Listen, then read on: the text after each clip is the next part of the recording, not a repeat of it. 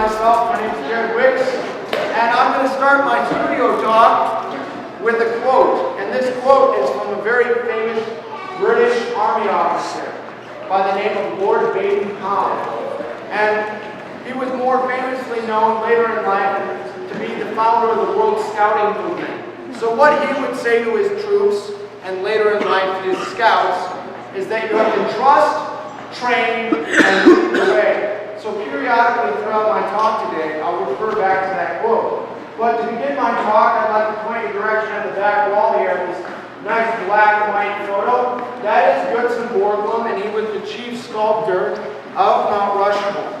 Now, before Gutzon Borglum took on the endeavor that became Mount Rushmore, actually Gutzon Borglum in his early life was not a sculptor. When he started his artistic career, he was actually a trained painter. It was only later in life that he actually became a sculptor. And there were two things in Gutzon Borglum's early life that took him from being a good artist to a world-famous artist.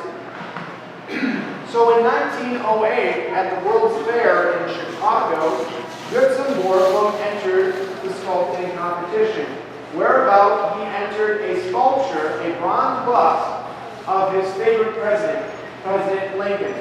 And that bronze bust ended up winning first prize at the World's Fair in 1908. And a very rare honor was done to Gutzon Borglum at that time. He got to meet the last surviving son of President Lincoln, Robert Lincoln. And what Robert Lincoln said to Gutzon Borglum was that it was the most lifelike interpretation of his father that he had ever seen. And that bronze bust is actually still on display for the viewing public on Capitol Hill. And very quickly in the crowd, is there anyone from Georgia? A couple of Georgians, all right. Well, in 1915, Gutzon Borglum was commissioned by the Daughters of the Confederacy to do a mountain relief carving at Stone Mountain of Robert E. Lee leading the Army of Northern Virginia. Now this mountain relief sculpture was the very first type of its kind anywhere in the world, and a lot of the techniques and processes that Gutzon Borglum used and came up with served him to great effect later in life, actually at Mount Rushmore. Now at that time, however, Gutzon Borglum ended up having an artistic disagreement with the direction of the project, whereabout he actually ended up leaving the project at Stone Mountain. But at that time, everyone had heard what Gutzon Borglum was doing. And that took him from being a nationally known artist to a world-famous artist. And very quickly, I'd like to point out this nice stone fireplace over here in the corner. And I'd like to point out that the capstone in the middle of the fireplace is actually an original piece of granite from the top of Mount Rushmore. And all the stonework that goes into the fireplace is stones from the surrounding area. And all the bronze busts on the mantelpiece there are all original works of art done by Gutzon Borglum, and they were given as gifts to the recognition of these men for their services in carving of Mount Rushmore. Now, to begin on the far left side of the mantel with the bolder gentleman, that is Dome Robertson, and Dome Robertson was the chief historian of South Dakota. And he had seen what Gutzon Borglum was doing in Georgia, and he said to himself, if the Georgians can have a mountain sculpture, why can't the South Dakotans have a sculpture in the Black Hills? So it was Dome Robertson that first came up with the idea of putting a carving into the hills of South Dakota. Now at that time, he was in contact with Gutzon Borglum about the possibility of putting a sculpture in the Black Hills. Dome Robertson's original idea was actually to do Western heroes. Such Western heroes as Calamity Jane, Wild Bill Cody, Lewis and Clark, and Chief Red Cloud, just to name a few. And the actual location, the original location, wasn't that far from here. It's what is now in Custer State Park at the Needles Formations. And the Needles Formations were large granite spires that rose up out of the ground. But at that time, Goodson-Borglum came out and he looked at the Needles Formation, and he actually ended up saying that they were very beautiful, but they were too weathered and too old for actual proper sculpting. And he actually ended up disagreeing with Don Robertson's idea of Western heroes. He said it was too narrow of an idea, and if he was to depict colossal art, he had to have figures that could stay up with the magnitude of the art being depicted. So moving on, I would like to point out the two men in the middle of the mantelpiece. The first man with the mustache, that's Peter Norbrook. He was a noted state senator from South Dakota. And the man with the tie, that's William Wilkinson. He was a state congressman at that time. And with the effort of these two men, they were able to gain support, publicity, and financial aid throughout the whole entire process of Mount Rushmore. Now, the last man on the mantelpiece, well, that's John Borland, and he was a wealthy businessman from Rapid City. And where his strength lied was actually in accounting. So even through the hardest times of the Great Depression, he was able to keep the funding flowing to keep the work on schedule. Now, it has been said, if Mount Rushmore was a table, these four gentlemen would be the table legs to hold up the table. Without the effort of these four men, Mount Rushmore, as you see it today, would be far different in its viewing, or maybe not even exist at all. Now, at that time, seeing that the Needles Formation was unsuitable for carving, Goodson-Borglum actually asked Don Robertson if he could have a guide to show him around the hills to find a more suitable site for carving. So the chief forester of South Dakota actually ended up taking Goodson-Borglum on a bit of a sightseeing tour of the Black Hills, and the very first place that they came to was Mount Rushmore. Now, there's three reasons why Goodson-Borglum chose Mount Rushmore. Number one, he knew that the rock was granite, and granite is a very hard, sculptable rock. Number two, he realized that the cliff face was some 500 feet tall, so it was large enough to hold such a colossal sculpture. And number three, and the most important reason, is that the cliff face faced the southeast. So throughout the day, the sun would shine upon the faces of the sculpture, adding scope and depth and shading and life to the faces of Mount Rushmore. Now, Goodson-Borglum had to trust in these four men that he would be able to take his artistic vision from the model to the mountain. And these four men had to trust in Goodson-Borglum that he was the right man for the job. Now, during the carving of Mount Rushmore from 1927 to 1941, over those 14 years, Goodson-Borglum assembled a team to help him do this. And he had a team of about 400 workers, and these men, they weren't sculptors, they weren't painters. These were average folks. They were out-of-work hard rock miners. They were farmers, and they were lumberjacks. These men had no prior skill and artistic ability. So what Goodson-Borglum had to do is he had to trust them, and he had to train them to do the job. And what you guys see behind me is the original model that Goodson-Borglum used to sculpt Mount Rushmore. This model is a 1/12 size model of Mount Rushmore. So what that means, for every 1 inch on the model equals 1 foot on the mountain. However, what you're viewing right now is actually the 9th interpretation of the model. So there was 8 other versions before Goodson-Borglum came to the idea in 1936 of this is what I want. So there was a lot of trial and error going back and forth. How he got those measurements for the model is he ended up using a technique that was first pioneered by the ancient Egyptians. And that process is called the pointing system, and the pointing system relies on a device called a plumb bob, which I am now holding an example of. And if you want to see the original plumb bob, it's still fixed to Lincoln's head. Now a plumb bob, very simply, is a disc that would have been marked off in degrees, and then a wooden or metal boom so you can measure the distance out, and then a cord with a weight so you can measure the distance down. And with those three measurements, you can make a three-dimensional object. Now, if I was to put my immortal features here in granite, and bear with me, and feel free to laugh as I do this, I would very simply just place a plumb bob on my head. I would move it to the correct degree and angle, then measure the distance out, then measure the distance down, and I would start with the farthest reaching feature of my face, which is the nose, and then work my way into the other features of my face.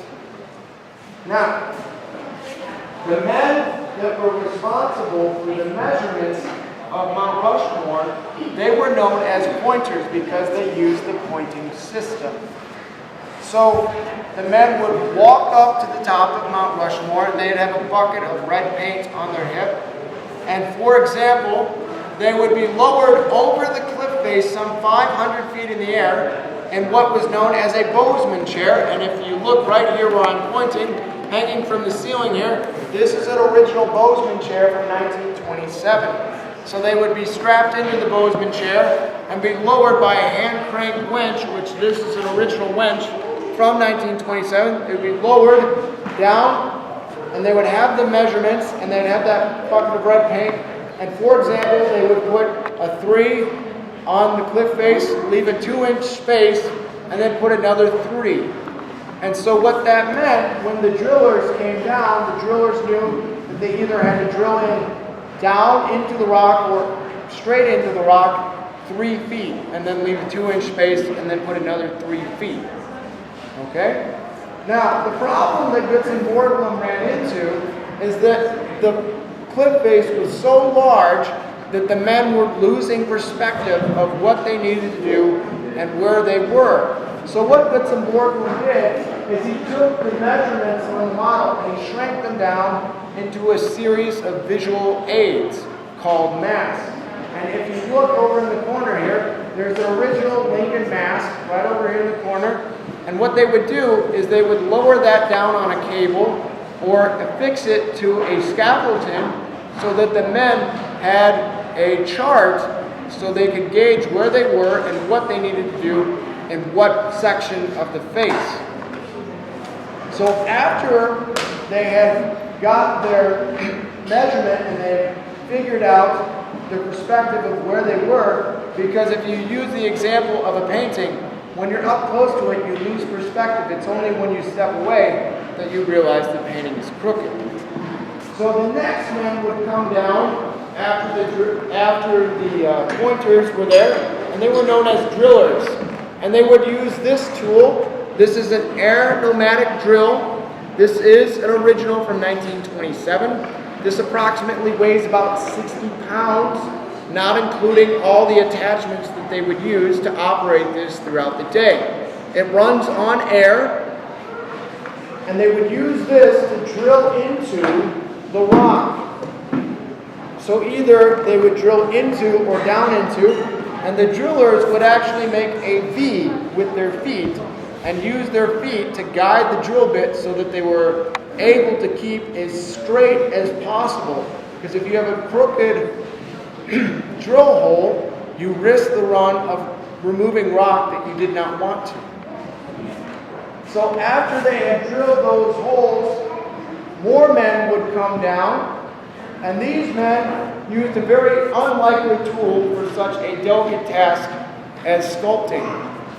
But these men were known as the powder men of Mount Rushmore because they used dynamite to sculpt Mount Rushmore. So much dynamite that over 90% of the mountain was carved with dynamite.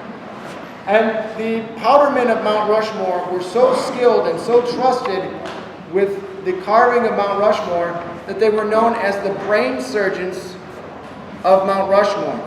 And the way in which they would do this is when you get fresh new dynamite, unlike those Western movies where you would see dynamite and it's going to explode at any moment, when you get fresh new dynamite, it's just like a carrot, and you could actually cut the dynamite to fit the amount of rock you needed to remove.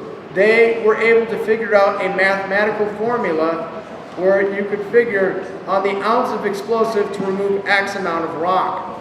So if they needed to do a large section of blasting, the powderman would put a series of charges in the drill holes and then run an electrical wire to those charges and then put an electrical current and then blow the whole section at once. Now if they needed to do a smaller section of blasting, they would use what is called a plunger box, kind of like out of those old-fashioned cartoons. But there was 2 times during the course of a day at Mount Rushmore that they would blast. One time at noon and one time at 4 o'clock. So after they had blasted, other men would come with drills and they would start a drilling technique called honeycombing. And this is an original piece of honeycomb from Mount Rushmore. And honeycombing was just a technique where they would drill holes 2 to 3 inches apart. And so that, in that case, when they would drill holes, would just weaken the rock enough that you were able to actually just shear off the granite with a hammer and chisel. So you didn't risk removing excess rock. Because with the blasting of the dynamite, they could get within 2 to 3 inches of that finished product just with dynamite. So they would shear off this honeycomb, and then other men would come down, and they were known as finishers. And they would use this. This is a Dillard facing hammer, or more affectionately known by the finishers as a bumper tool. This approximately weighs 30 pounds, and this is also from 1927. So they would take the bit, place it into the channel, and it would push the bit in and out very rapidly. Whereabouts, that bit would strike the granite and remove a very fine layer of granite every single time it would strike. And the level of trust and training in the finishing of Mount Rushmore is that they were able to get the smoothness of the faces as smooth as a sidewalk that you are now walking on. That was the level of commitment that was there. Now, the rocks of Mount Rushmore is actually some of the hardest and oldest granite on the face of the planet. If they didn't have the honeycombing technique to actually break through the rock or use dynamite, in the course of a day, the rock, you would go through a drill bit every 30 minutes and then you would have to replace it. So in the course of one day, they would go through 400 bits a day, because the rock of Mount Rushmore is called Harney Peak granite. And at that time, when they had finished it and they had smoothed it, and as you're walking through Mount Rushmore today, take some time, look up at Mount Rushmore, close your eyes, and run your hand across the sidewalk, and it's just like touching the face of Mount Rushmore. Now, unfortunately, at that time, Goodson Borglum died on March 6th of 1941. So that level of trust, training, and now leading the way was left to his men. And picking up the mantle of his father, Goodson Borglum's son, Lincoln Borglum, actually ended up finishing the carving of Teddy Roosevelt and Lincoln. And then in October 31st of 1941, the government actually pulled the funding to start gearing up for World War II. And ever since that time, the level of trust, training, and leading the way has been left to the National Park Service. And we've been leading the way in preservation, conservation, and education, and access to the memorial and the Park Service as a whole for generations and generations to come. And not just for the citizens of this country, but as a gift unto the world. And many of you have come today for multiple reasons, and many of you will walk away with different opinions and memories of your trip and your travels here to Mount Rushmore. But many of you have come today to just bear witness to the sheer feat of human engineering, that they did the impossible in only 14 years and with 0 fatalities. Or maybe it was to just look at the span of United States history that is depicted between these four great presidents, which is 150 years of United States history. Or maybe it was to look at just a sheer masterpiece of art done by the hands of a true American sculptor in Goodson Borglum. But whatever reason that is, know that it is yours to cherish and share with your family and friends for generations to come. And if it's your very first time to Mount Rushmore, I'd like to say welcome. And if you're coming back, I'd like to say welcome back. And if this is the start of your trip, I hope that this is a wonderful kickstart to an excellent adventure. And if this is a center point in your trip, I hope it's a very high midpoint. And if you're heading home, I hope that you have had an excellent vacation full of wonderful memories and that you have a safe trip home. And I would just like to say that you have to trust, train, and lead the way. And if you have any questions, I'll be available. Thank you very much.